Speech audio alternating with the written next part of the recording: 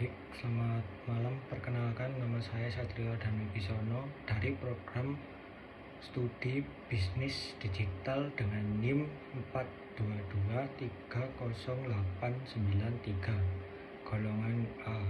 Di sini saya akan menjelaskan materi LKMM Pra-TD dikarenakan saya lulus bersyarat berat minimal durasi 20 menit.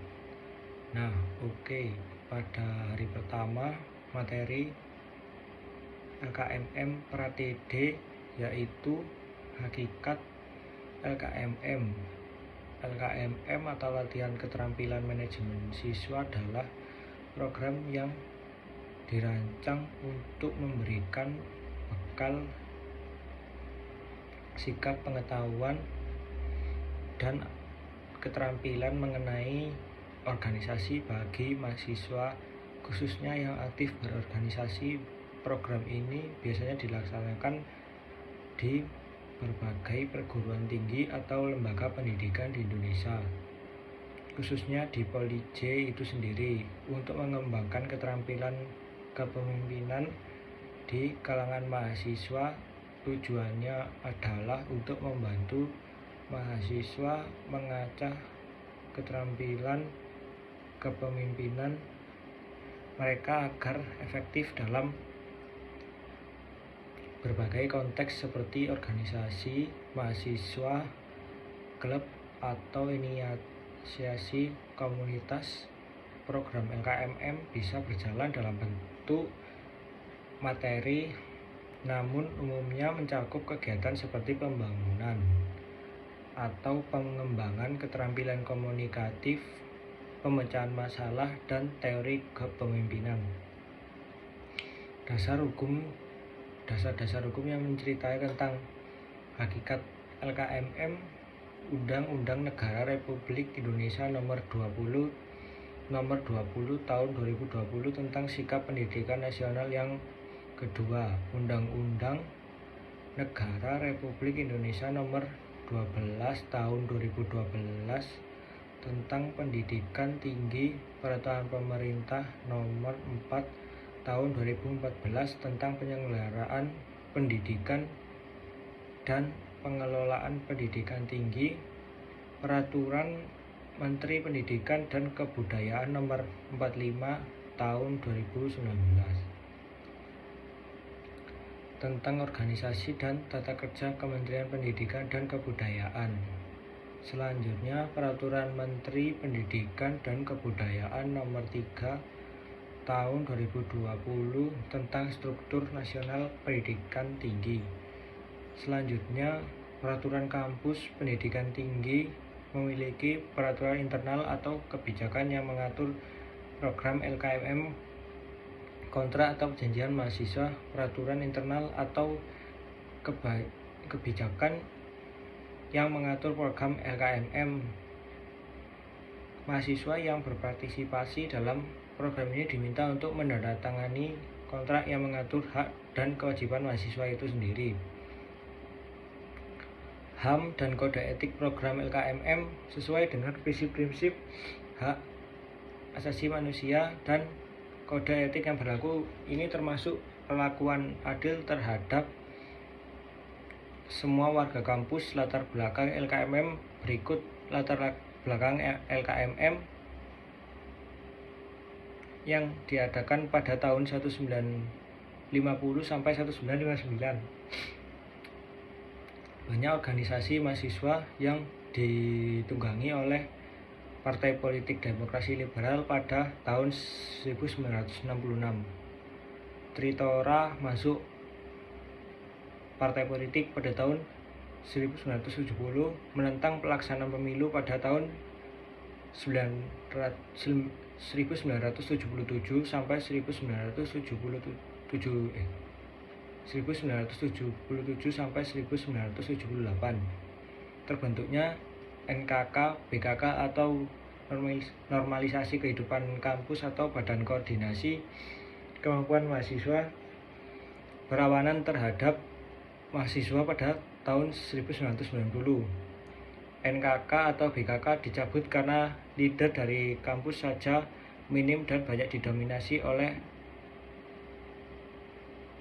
partai politik. Kebutuhan nasionalisme dan patriotisme mahasiswa sangat kurang dan perlu ditingkatkan pada percaya diri dari mahasiswa sendiri.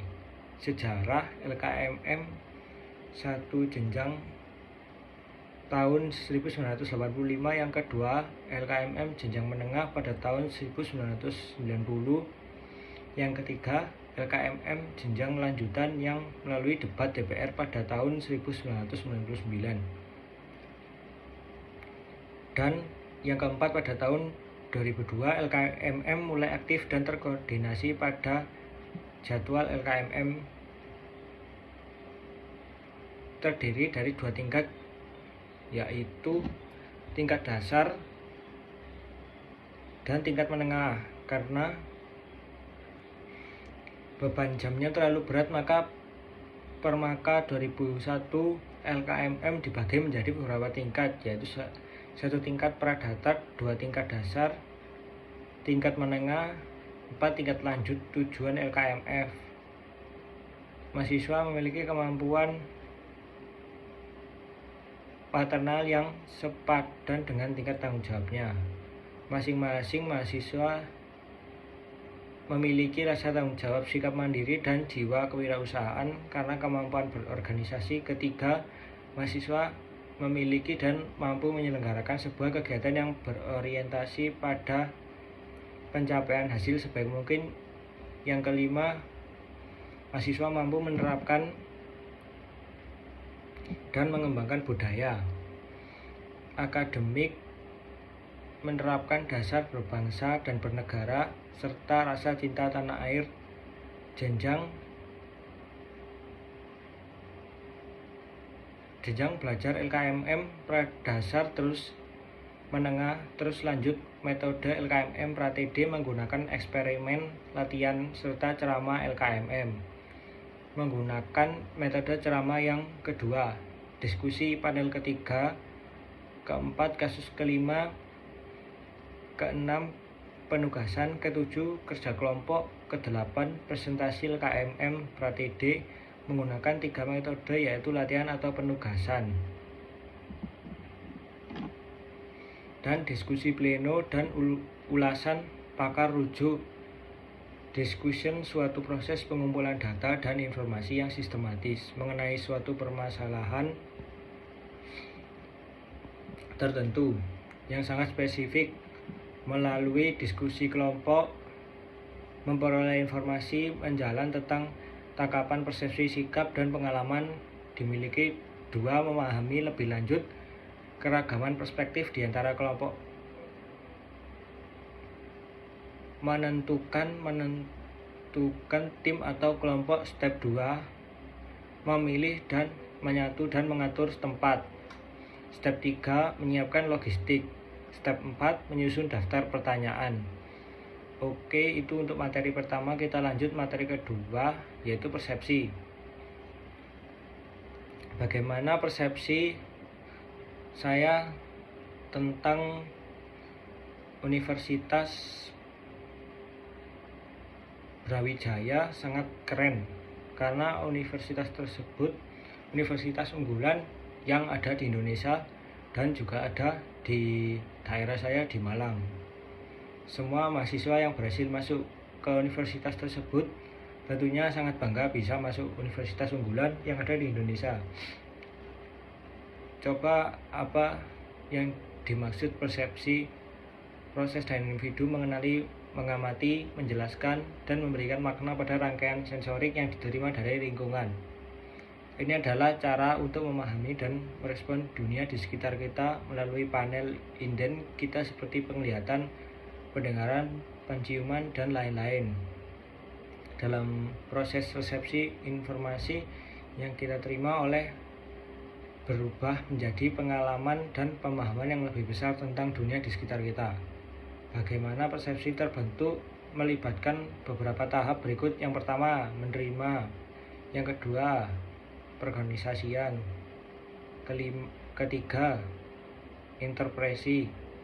Keempat, pengambilan keputusan, dan respon mengapa ada persepsi adalah komponen penting dalam kita berinteraksi dengan dunia lain dan memahami pengalaman sehari-hari. Namun dalam cara kita berinteraksi dengan dunia lain dan memahami pengalaman sehari-hari, namun penting untuk diingat bahwa besi adalah proses subjektif yang berarti bahan tahap individu dapat mempersiapkan dan memahami dunia dengan cara yang unik berdasarkan pengalaman latar belakang dan pemahaman mereka sendiri.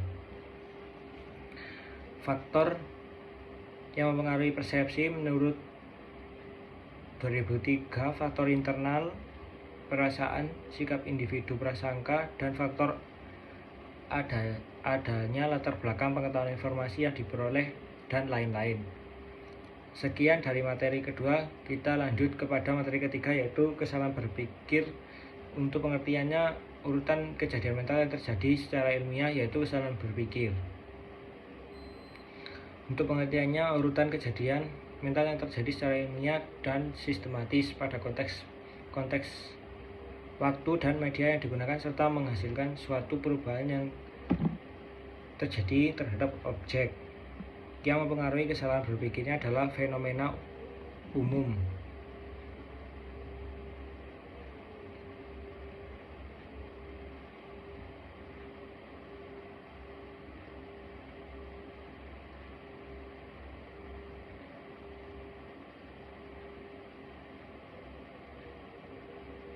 Yang terjadi dalam pemikiran manusia.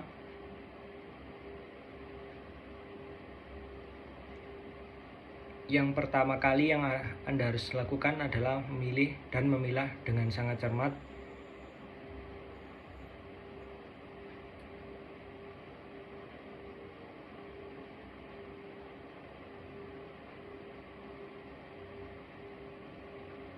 Di mana memiliki pikiran berlebihan daripada lainnya serta membimbing diri dari pilihan yang buruk daripada yang lain.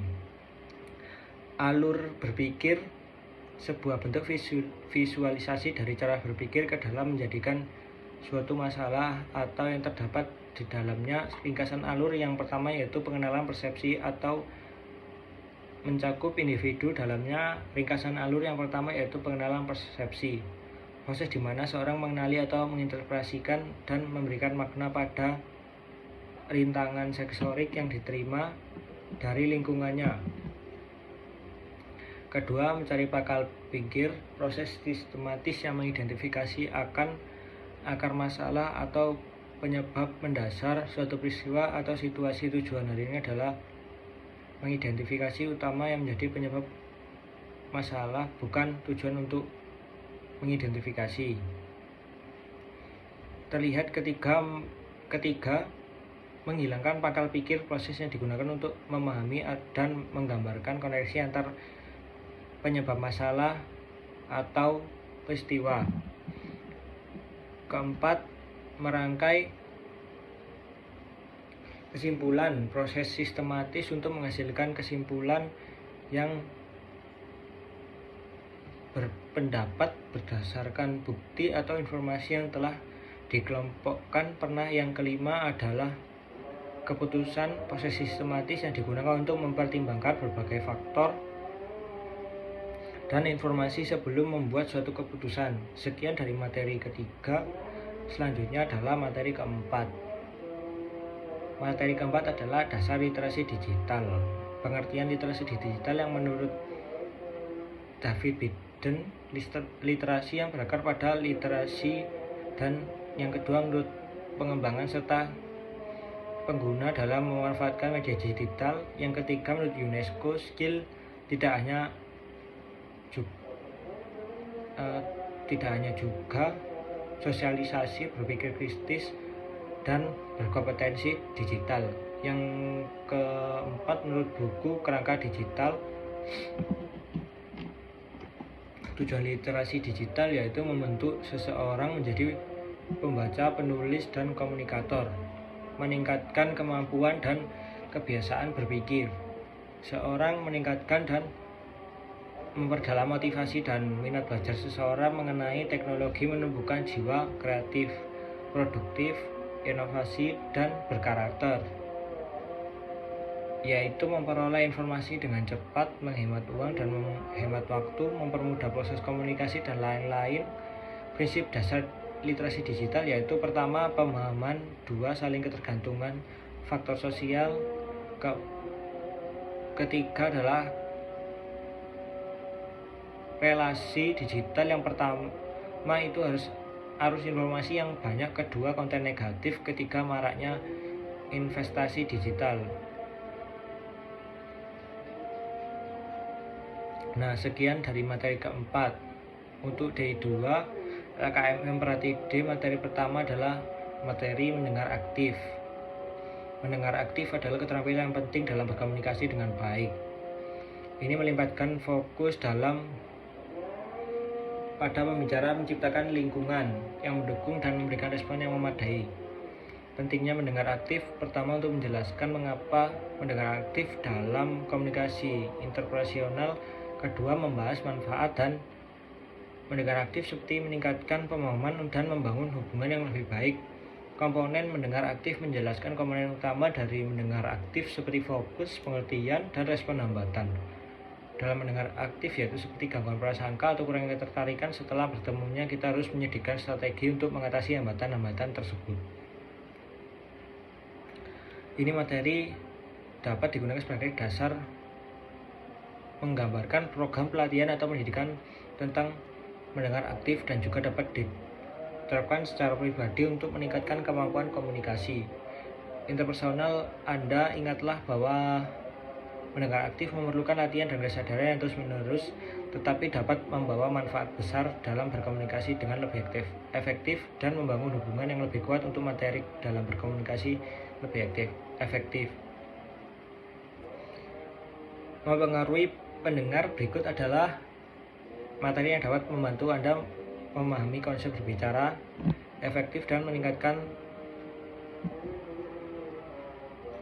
materi berbicara efektif. Ini dapat digunakan sebagai panduan untuk mengembangkan keterampilan berbicara efektif Anda atau sebagai bahan keterampilan yang terus mengembangkan, dan Anda memerlukan latihan yang konsisten untuk meningkatkan kemampuan. Yang selanjutnya adalah materi dasar konsep aku, yaitu ambisi, kenyataan, dan usaha. Konsep aku yang mencakup ambisi, kenyataan, dan usaha adalah bagian penting dalam pengembangan pribadi dalam mencapai tujuan ambisi. Ambisi adalah sebagai dorongan kuat untuk mencapai tujuan atau merepresentasi tertentu dalam kehidupan kenyataan. Kenyataan adalah mengenai perbedaan antara impian atau ambisi dengan kenyataan saat ini. Usaha, pentingnya usaha dan kerja keras dalam meraih ambisi materi. Ini dapat digunakan. Usaha adalah pentingnya kerja keras dan meraih ambisi dalam mengatasi tantangan dan mencapai tujuan. Pemahaman yang lebih tentang bagaimana ambisi dipersiapkan, dihadapi, dan dikejar dapat membantu individu mengambil langkah-langkah yang tepat untuk mencapai apa yang mereka inginkan dalam hidup. Yang selanjutnya adalah materi sasaran untuk mencapai apa yang mereka inginkan dalam hidup selanjutnya. Masuk D3, pengertian sasaran. Pencapaian yang diinginkan. Sasaran biasanya merupakan pernyataan jelas tentang apa yang ingin dicapai. Contoh sasaran termasuk pencapaian penjualan tahunan sebesar sekian juta, menyelesaikan proyek dalam waktu 3 bulan, atau lain-lain jenis sasaran. Yang termasuk ketiga sasaran yaitu sasaran jangka pendek dalam waktu 3 bulan dan jangka panjang dalam waktu 1 tahun. Contohnya risiko adalah kemungkinan terjadi sesuatu yang tidak diinginkan atau yang dapat menghambat pencapaian sasaran. Proses identifikasi sebagai mungkin terkait dengan mencapai sasaran menggunakan alat seperti analisis SW, strike opportunity, dan TR atau brainstorming. Sekian dari saya, dan saya tidak dapat menjelaskan semua materi karena berhubung waktunya sudah hampir mencapai 20 menit. Sekian dari saya Satrio Adian. NIM E422308993 dari Bisnis Digital. Terima kasih.